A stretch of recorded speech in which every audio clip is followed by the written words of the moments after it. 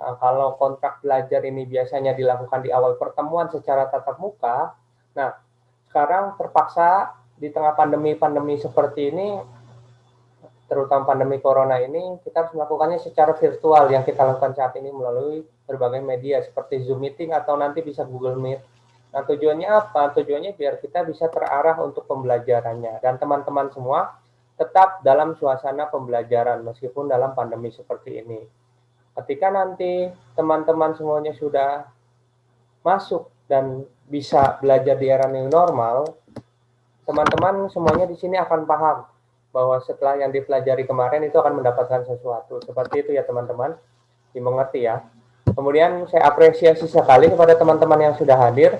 Teman-teman adalah angkatan yang bersejarah di mana teman-teman mampu melewati masa pandemi sekalipun teman-teman harus belajar. Banyak sekali teman-teman kalian atau kakak kelas kalian yang tidak mengalami hal-hal seperti ini. Artinya kalian adalah angkatan yang hebat.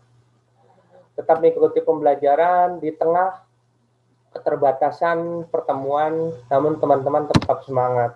Nah, teman-teman akan menjadi orang nantinya ketika teman-teman berhasil melewati ini dan bisa berprestasi. Nah, untuk itulah saya ingin membantu teman-teman untuk menjadi anak yang berprestasi meskipun di tengah pandemi seperti itu. Siap ya? Sebelumnya saya tanya kembali, suara saya cukup jelas? Jelas, Pak. Jelas ya? Oke, bisa saya lanjutkan ya, kalau cukup jelas ya. Saya akan membagikan screen kepada teman-teman, share screen, bisa sambil dilihat. Nanti teman-teman akan bisa melihat apa yang akan saya putar di sini. Di sini saya akan membuka PowerPoint yang sudah saya berikan tadinya. Kelihatan ya? Kelihatan ya? Kelihatan kan? Apa yang sudah saya share nih? Kelihatan ya? PowerPoint. Di depan layar kalian ada apa nih? Kelihatan, Pak. Oh, kelihatan. Ya, sambil dipelajari ya, sambil diperhatikan. Nanti kalian atau teman-teman bisa bantu menjelaskan kepada teman-temannya yang lain untuk menjelaskan ya. Nah, kita mulai dengan bab kontrak belajar mata pelajaran PPKN atau Pendidikan Pancasila dan Kewarganegaraan SMP Nurul Iman kelas 8 semester genap ini. Nah, sebagai guru PPKN, saya bertugas untuk menyampaikan hal-hal yang sekiranya diperlukan dalam penunjang pembelajaran. Seperti contohnya itu yang kalian bisa lihat di sini. Itu adalah materi pembelajaran yang pada dasarnya di semester 2 ini sangatlah pokok atau sangatlah penting. Nah, teman-teman semuanya di sini nanti setelah mengikuti Zoom meeting ini bisa sambil dipelajari lagi PDF yang saya berikan yang isinya adalah ringkasan dari materi di PowerPoint yang sudah saya buat ini. Nah, kurang lebihnya PowerPoint ini berisi tentang ringkasan materi pembelajaran, kemudian ada sistematika penilaian dan media apa saja yang akan digunakan untuk pembelajaran kita di masa yang akan datang. Nah, ringkasan materi pembelajaran yang pertama itu adalah kita belajar melalui 3 bab. Nah, tapi kalau di buku paket nanti akan lanjut ke bab 4 ya anak-anak. Nah, sementara kalau di buku LKS nanti yang sudah kalian dapatkan sekarang itu kembali lagi bab 1. Jadi ketika ada di sini tidak perlu mempermasalahkan babnya, tapi adalah konten materi yang ada dan kalian samakan. Contohnya di bab pertama atau di bab keempat di buku paket yaitu tentang semangat kebangkitan nasional tahun 1908 yang isinya terdiri dari kondisi bangsa Indonesia sebelum tahun 1908, kemudian perintis kebangkitan nasional dalam perjuangan kemerdekaan, mewujudkan persatuan dan kebanggaan bangsa, kemudian terakhir adalah latihan soal dan penilaian. Pun demikian dengan bab kelima atau bab kedua di LKS.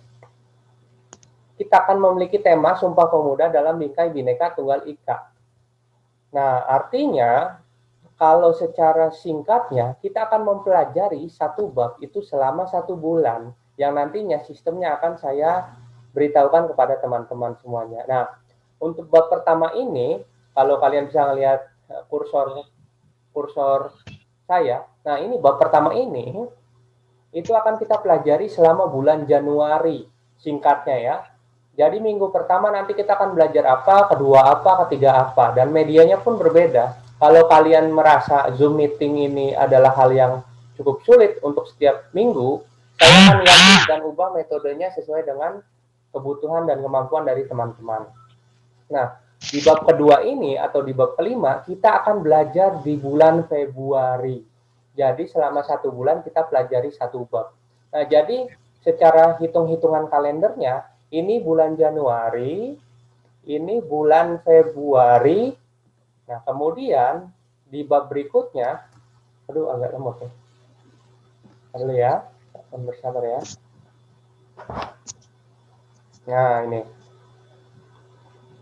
Nah, ini setelah adanya bulan Januari dan Februari kita belajar dua bab, nanti akan ada PTS dulu. Sekiranya PTS itu akan dilaksanakan kurang lebih adalah bulan Maret.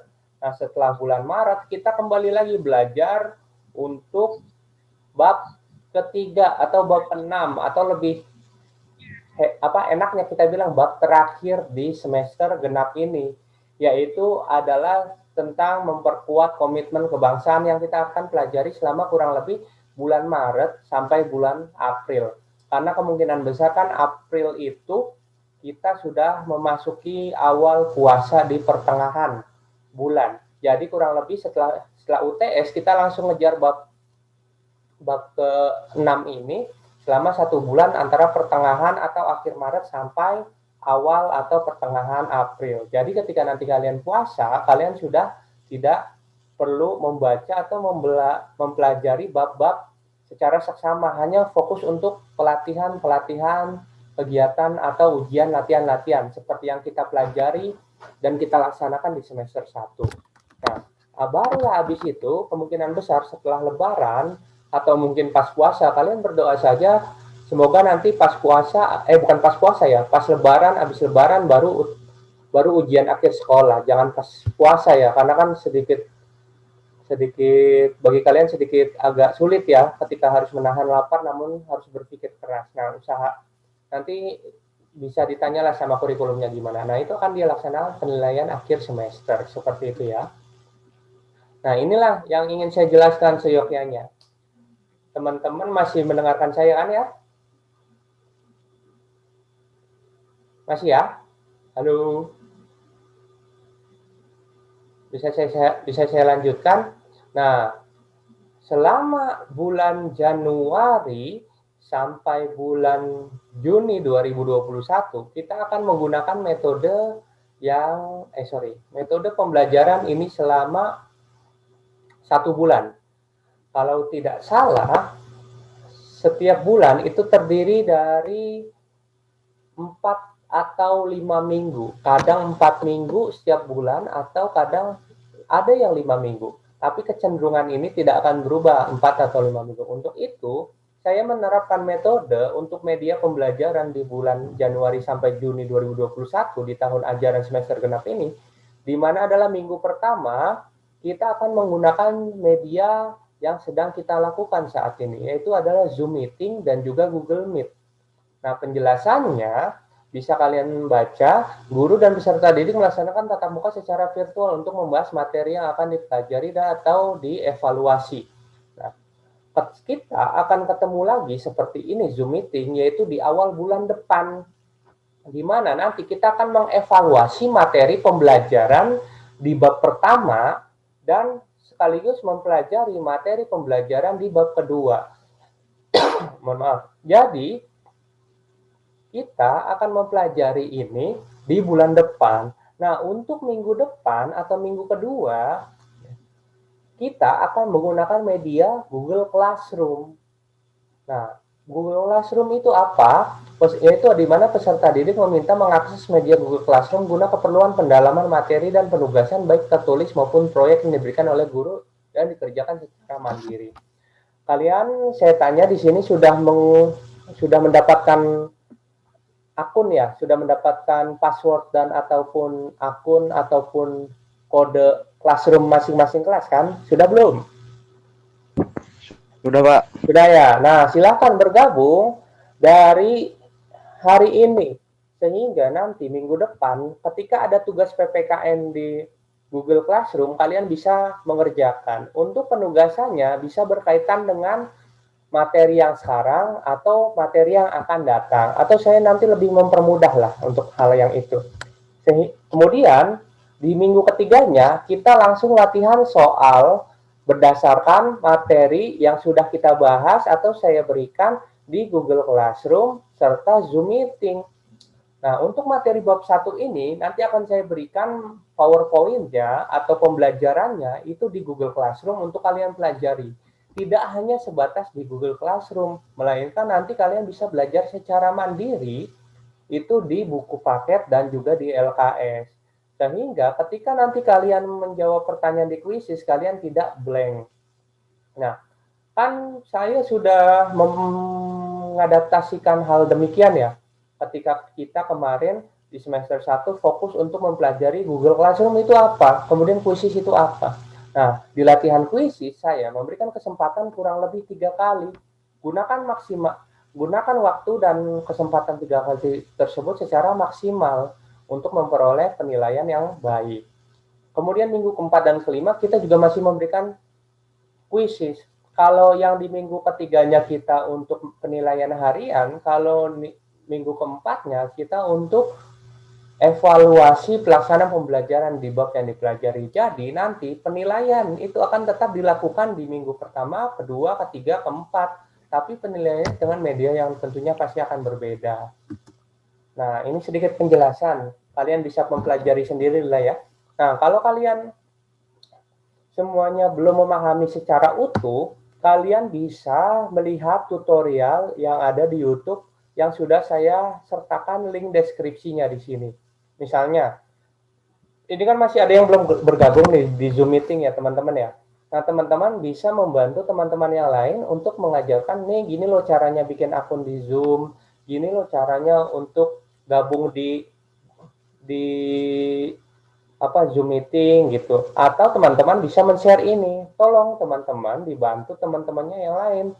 Mungkin mereka keterbatasan dalam hal inovasi dan juga paket atau bahkan dalam hal gadget itu sendiri atau gawai itu sendiri. Maka dari itu, besar harapan saya teman-teman bisa membantu teman-temannya yang lain untuk mempermudah hal demikian. Pun demikian dengan Google Classroom dan juga dengan kuisis. Kalau nanti teman-teman ada yang belum bisa mengakses Google Classroom, tolong dibantu berikan kodenya apa, sebagaimana macamnya. Karena seperti yang diketahui, kekuatan terbesar orang Indonesia berdasarkan Pancasila dan Undang-Undang Dasar itu bukan di kekuatan prestasi secara individunya, melainkan apa? Melainkan gotong royong dan kerjasama tim. Kita bukanlah bangsa luar negeri yang bekerja secara sendiri-sendiri atau individu. Kita harus bisa bergotong royong untuk maju secara bersama. Makanya ada wilayah dari Sabang sampai Merauke. Kita harus bisa bahu-membahu menghargai perbedaan dan juga memupuk toleransi untuk kemajuan bersama. Gitu. Ya. Jadi kalau bisa tolong maju bersama dalam hal kebaikan gitu. Kalau dalam hal keburukan jangan disalahartikan, Pak, kita harus gotong royong, tapi dalam hal keburukan boleh, berarti oh tidak boleh tentunya. Kalau dalam hal kebaikan itu sangat dianjurkan, tapi kalau dalam hal keburukan kita bisa bergotong royong untuk mencegah hal itu tidak terjadi, bukan mencegah hal itu akan dilakukan dan kita ikuti, seperti itu ya. Nah, kemudian ini juga kuisis penjelasannya. Untuk tutorialnya pokoknya saya sudah sampaikan dan sudah berikan linknya di deskripsi ini ya. Teman-teman tinggal mempelajari aja nanti ke depannya seperti apa. Nah, ini bobot penilaiannya. Teman-teman, kalau yang teman-teman kemarin itu melaksanakan PTS dan PAS itu secara bagus, nilainya, namun teman-teman merasa nilainya masih kecil, teman-teman bisa melihat di sini. Saya tidak serta-merta memberikan total poin terbesar itu di PTS atau PAS, melainkan 100% nilai kalian atau total 100 nilai kalian itu saya bagi menjadi 5 buah Nah, yang pertama itu adalah 20% dari penilaian bab 1 atau bab 4. Selanjutnya ada penilaian bab 5 dan bab 2 itu 20%. Penilaian bab selanjutnya 20%. Kemudian barulah PTS itu 20% dan PAS itu 20%, sehingga dapatlah 100%. Teman-teman, mungkin banyak kasusnya yang PTS-nya bagus, PAS-nya bagus, tapi nilainya masih di atas KTM aja dikit. Nah, itu tidak saya berikan di atas SMK. Karena apa? Karena di evaluasi kemarin masih banyak tugas harian di bab pertama sampai ketiga ini, di bab pertama sampai ketiga ini yang masih kosong. Jadi saya tidak bisa memberikan penilaian secara cermat gitu. Saya percaya pada hakikatnya manusia itu adalah hal yang berubah. Teman-teman tidak perlu takut ketika lagi PJJ gini. Oh, saya nanti dicurigain, saya kan anak yang nakal, anak yang berulah di luar kelas ketika masuk secara normal. Saya memberikan penilaian secara objektif ketika teman-teman bisa mengerjakan atau menyelesaikan tugas. Saya kan menilai teman-teman yang hari ini, bukan yang kemarin. Teman-teman ketika hari ini sudah menyanggupi penilaian saya secara baik dan secara cermat, gitu. Teman-teman akan mendapatkan haknya, yaitu berupa penilaian yang baik dan juga apresiasi dari saya. Seperti itu ya teman-teman. Jadi nggak usah takut untuk tidak mengerjakan. Teman-teman itu bukanlah orang yang ketika memiliki masa lalu yang buruk, teman-teman itu di masa depan itu pasti buruk. Tidak. Teman-teman adalah orang yang di masa lalunya yang kurang beruntung, namun memperbaiki diri di masa yang akan datang. Seperti itu ya. Udah 10 menit lagi nih kita sama Zoom ya. Lanjut ya. Nah, ini salah satu contoh penilaiannya ya. Saya ambil contoh di kelas 8A. Contoh gampangnya ini deh. Kita akan hitung-hitungan di sini nih. Nah, ini. Nah, kita ambil 8A. 8A apa 8B nih teman-teman? Kita ambil contoh siswa nih. 8A, 8B. 8A coba ya. Coba nih kita ambil ulil nih ya, kan ada orangnya juga ya. Ini contoh ya, tidak bermaksud untuk hal lain. Nah ini kan ulil ada di bawah nih. Kita naikin dulu namanya ya. Nah ulil di sini misalnya nih, biar terlihatnya. Nah ulil di sini sesuai dengan absen. Hari ini itu tanggal 7 Januari, otomatis ketika ulil hadir di Zoom meeting, ulil akan mendapatkan nilai 100 dari saya. Fungsinya adalah dari absen yang saya lihat kehadiran. Jadi tolong teman-teman di bulan depan ketika saya minta untuk Zoom meeting minimal itu hadir, karena di setiap Zoom meeting itu ada nilainya 100. Kalau tidak hadir, ulil akan mendapatkan nilai 0. Seperti itu ya teman-teman ya. Jadi tolong teman-temannya yang belum hadir hari ini dikasih tahu, lu nanti kalau nggak datang Zoom meeting, padahal kan cuma 1 bulan sekali, minimal absen dan dengerin. Padu itu akan menjelaskan sesuatu dan kalau ada pertanyaan dijawab. Dapat nilai 100 kita hadir gitu aja. Nah, sekarang kita lanjut. Minggu ini akan ada tugas yaitu hadir di Zoom. Ulil ternyata hadir. Nah, minggu depan tugas dari Google Classroom, Ulil hadir juga dan mengerjakan tugas, dapat 100 lagi. Dari Quizzes, menjawab soal selama 3 kali. Nah, di soal pertama, jawaban pertama cuma dapat 70. Ulil mencoba lagi. Mendapatkan soal kedua dapat 85. Soal ketiganya mencoba lagi, dapat nilai 100, jadi nilai 100 lagi. Berikutnya dapat tugas kuis lagi, yaitu dapat 100 lagi. Terus saja ternyata ulil rajin. Nah, dapat 100 sampai tugas-tugas berikutnya di setiap minggu. Sementara pada saat pelaksanaan UTS, ulil karena lagi kurang enak badan, ulil jadinya apa? Ulil jadinya mengerjakannya tidak fokus sehingga dapat mendapatkan 70. Kemudian UASnya ingin memperbaiki diri untuk mendapatkan nilai yang lebih baik, yaitu dapat 75. Nah, ketika UTS-nya dapat 70 dan UASnya cuma dapat 75, teman ulil itu sudah mendapatkan nilai 86 atau dapat nilai A. Kenapa? Karena tugas-tugas nilai-nilai UTS sama UAS ini sudah ditambahkan oleh nilai dari tugas harian. Itulah yang penting, kuota 20% yang saya berikan ya. Apalagi kalau ulil semangat, oh saya tugasnya sudah komplit nih, saya mau nambahin lagi, jadi nilainya PTS saya semoga saya bisa maksimal, saya dapat 90, kemudian UASnya saya juga dapat 90. Nah, otomatis dapat nilai 95 di raport nanti. Saya tidak ragu-ragu memberikan nilai demikian kalau itu memang sebuah kenyataan. Tapi kalau ulil berkebalikan dengan ulil yang rajin ini. Misalnya ulil UTS-nya 90, UASnya 90, tapi tugas yang diberikan selama pembelajaran harian ini ulil tidak pernah mengerjakan, alhasil dapatnya nilai 0000. Sehingga kalian bisa lihat berapa dapat nilai rapotnya nanti. Berapa ini coba?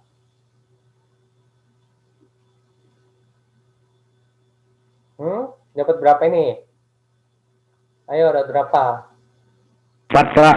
45. Ya, jadi tolong kalau bisa semua tugasnya dikerjakan agar bisa mendapatkan nilai maksimal. Itulah yang saya maksud dengan penilaian dari 100% tersebut ya. Jadi tolong bisa disampaikan juga ke teman-temannya bahwa pembelajaran PPKN itu adalah pembelajaran yang mudah, tapi jangan dimudahkan.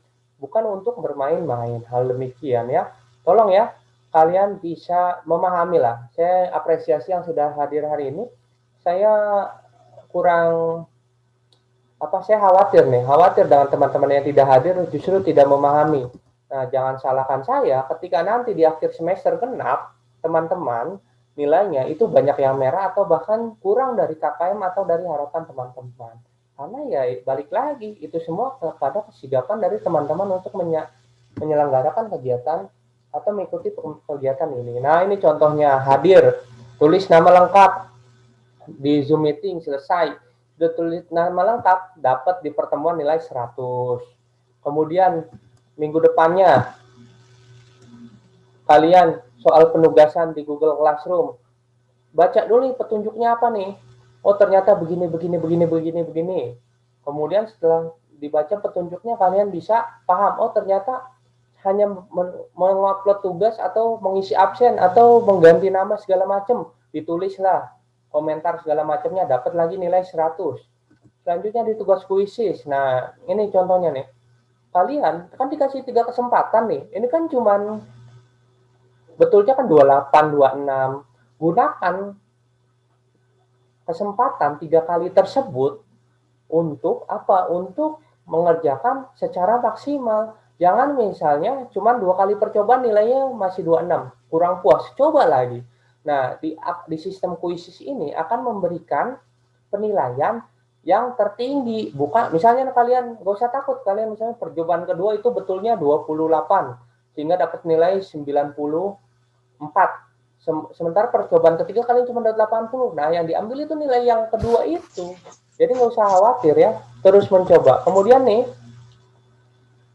nah banyak contoh-contohnya, kalian perhatikan dulu ketentuannya apa. Nah, yang paling sering saya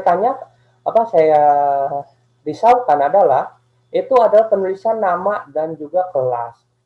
Seringkali teman-teman menggunakan nama-nama yang tidak diketahui keberadaannya. Tolong, karena kan ini kan sifatnya adalah akademik, dan buatlah seperti nama ini ya. Nah, kalau bisa nih kayak nama-nama ini sudah cukup bagus, misalnya atas nama Shelina. Nah, ditambahkan kelas berapakah Shelina, sehingga apa saya bisa mengabsensi. Dan misalnya nih, Ulil Syakirin. Tolong nanti Ulil bisa ditambahkan strip kelas 8 berapa nantinya. Oke, seperti itu ya. Nah, biodata juga saya rasa ini sudah cukup mudah lah untuk mengerjakan tugas kuisis yang saya berikan. Nah, sudah selesai, alhamdulillah kita sudah selesai. Saya berhentikan. Nah, jadi tolong teman-teman bisa bantu sampaikan kepada teman-teman yang lainnya jika ada pertanyaan ya. Jika ada pertanyaan, ini tadi belajar apa sama Pak Dwi? Bilang belajarnya itu belajar tentang yang sekiranya itu dijelaskan di PowerPoint. PowerPoint yang mana sih? Oh, PowerPoint yang ini ternyata.